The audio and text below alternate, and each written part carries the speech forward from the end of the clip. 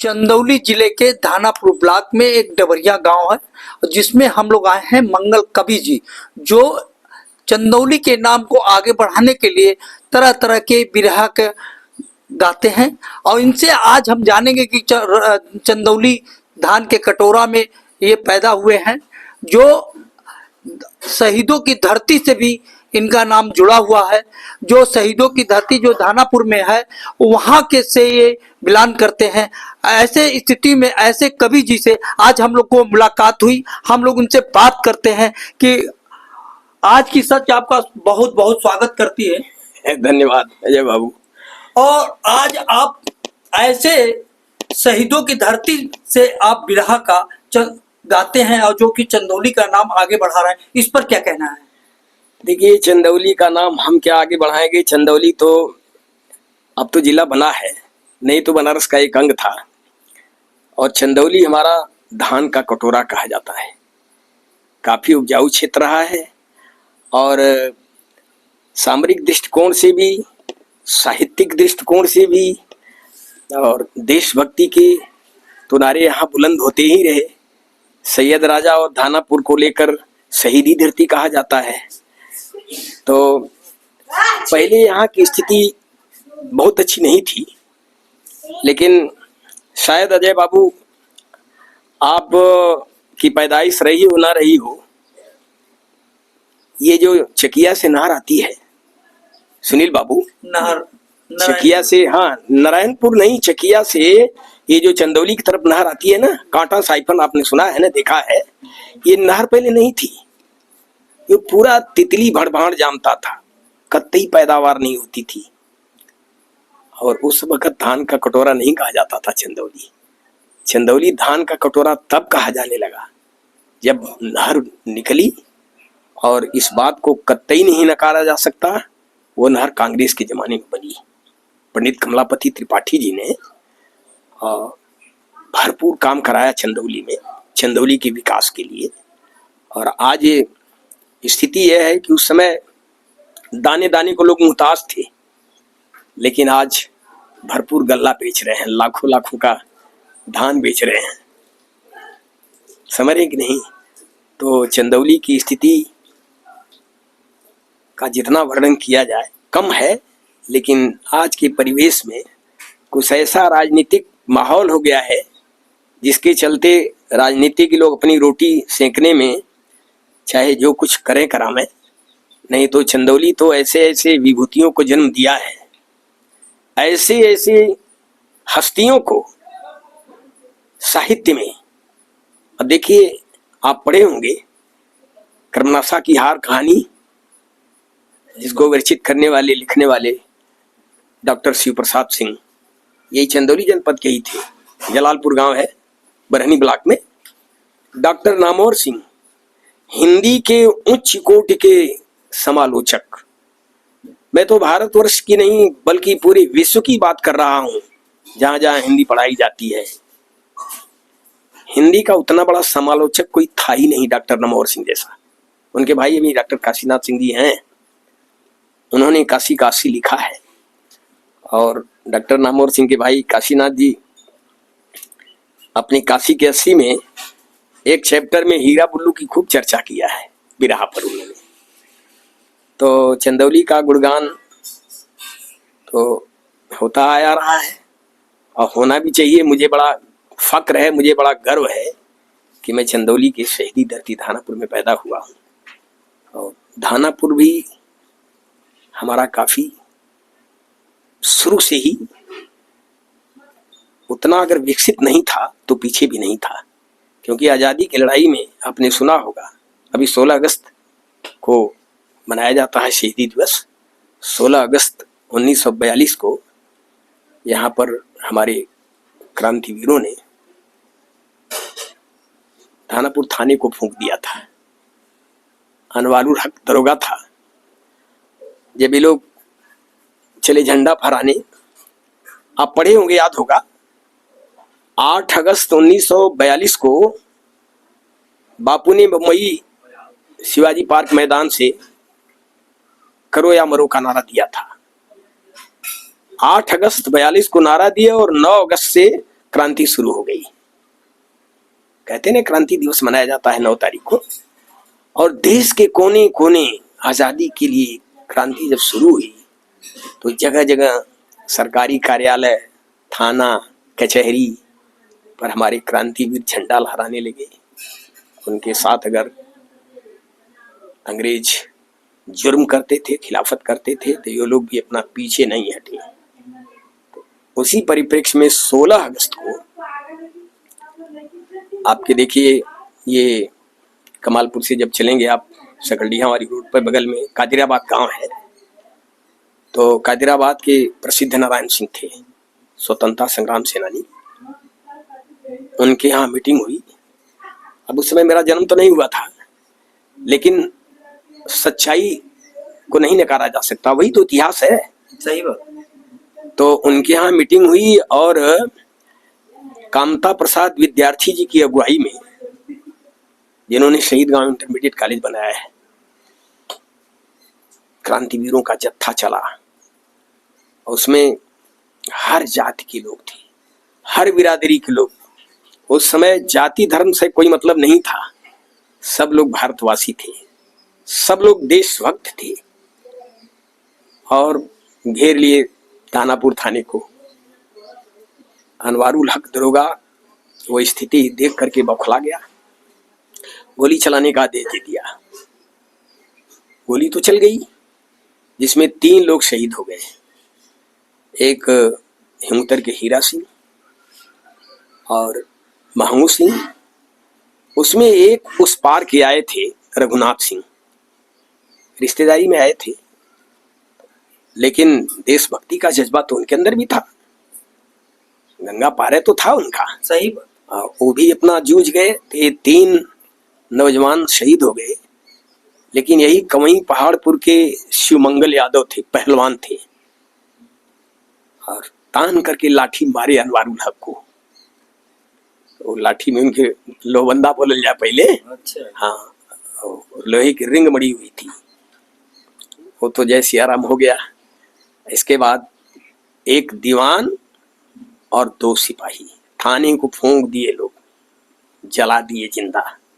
हमारे 3 शहीद तो जरूर हुए, लेकिन उनके 4 को हमारे क्रांतिवीरों ने मारा। हाँ, उस समय मान कर चलिए 10 दिन तक दानापुर आजाद हो गया था। हाँ, लंदन की पार्लियामेंट में, ब्रिटिश गवर्नमेंट में वहां गूंज हो गई दानापुर की, और वो सब बौखला गए। दानापुर को किसी तरह से फिर कब्जे में लेना है, नहीं तो दानापुर 10 दिन तक आजाद हो गया था। तो ऐसे ऐसे हमारे देशभक्त, ऐसे ऐसे क्रांतिवीर दानापुर की धरती में भी हुए। वो चंदौलिये का तो अंग है। और संतों की अगर बात करें अजय बाबू, तो दानापुर क्या चंदौली ने ऐसे ऐसे उच्च कोट के संत हुए हैं। पहले आप किनारम बाबा को ले लीजिए। किनारम बाबा हिंदुस्तान में ही नहीं, पूरे विश्व में किनारम बाबा के अनुयायी फैले हुए हैं। ऐसा नहीं कि भारत में ही, विदेशों में भी उनके अनुयायी हैं। गढ़वा घाट का आपने नाम सुना होगा। बनारस में गढ़वा घाट वो सदगुरु आश्रम है। उस आश्रम के संस्थापक स्वामी आत्म विवेकानंद महाराज खुरोजा की थे। खुरोजा भी तो चंदौली में है। नहीं भैया, चंदौली के बगल में जी। और तो और ये दानापुर के बगल में जब सकरडीहा की तरफ आप चलेंगे, महाराई गांव है। हाँ। वहीं के स्वामी अखंडानंद सरस्वती, स्वामी अखंडानंद सरस्वती के जीवबान पे श्रीमद् भागवत था। एक एक श्लोक उनको सुनील बाबू जबानी याद था। मैंने तो उनको बिरहा सुनाया है, और उनको हम लोग एक बार बिरहा सुनाए। बम्बई वो थे, एक सज्जन हम लोगों को ले गए, हमको और पद्मश्री हीरा चाचा को। तो उनका प्रवचन चल रहा था महाराज जी का। तो 5 बजे के पहले उनका प्रवचन बंद नहीं होता था शाम को। हम लोगों को पहुंचने में ही करीब करीब मान कर चलिए लगभग 4:30 बज गया। आधे घंटे का समय बचा था। और 5 बजे प्रवचन बंद करके सीधे अंदर चले जाते थे। तो जो सज्जन ले गए थे उनका नाम मोती चौबे था। तो उन्होंने जाकर धीरे से उनसे निवेदन किया कि महाराज जी, बिरहा के बड़े ऊंचे कलाकार हीरालाल जी और मंगल कवि आए हैं, तो हरी कहने की सुनावा बोलावा। तो बोल के बैठे लो, हम लोग गए माथा टेक कर, तो सुनाए हम लोग। 5 बजे उनका मौन व्रत होता था, लेकिन उन्होंने नियम तोड़ दिया है ना। एक तो प्रबल प्रेम के पाले पढ़कर प्रभु को नियम बदलते देखा, अपना मान टले टल जाए भक्त का मान न टलते देखा। हम लोगों को 3 घंटे कंप्लीट सुने। तो मैं दूसरे राउंड में एक तो छोटा सा लोकगीत भरथरी पर लिखा था, वो गाया। जब गा के मैं खत्म किया तो हीरा चचा ने धीरे से उनसे कहा, महाराज जी, ये मंगल कवि हैं, इनका घर धानापुर है। तो जैसे धानापुर का नाम सुनकर उनके अंदर बड़ा कुतूहल हुआ। यही लफ्ज में कहना, कहाँ हो? तो हम हाथ जोड़कर कहे, महाराज जी, हमारा धानापुर में गांव डबरिया है। हाँ डबरिया? हम कहे जी, अरे अमरदेव सिंह मुख्तार हमार क्लास फेलो रहना जली। तो मुख्तार साहब 3-4 बरस पहले में दिवंगत हो गए थे। तो मैंने कहा जी, अब तो नहीं इस दुनिया में, दिवंगत हो गए।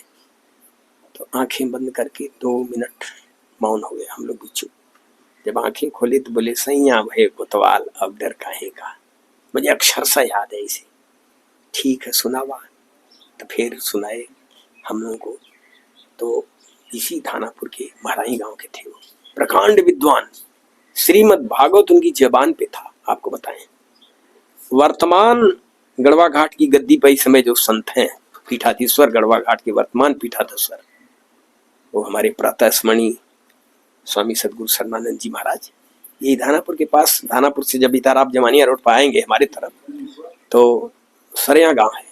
वो सरिया गांव उनकी जन्मभूमि है, पैदाइश उनकी सरिया में है।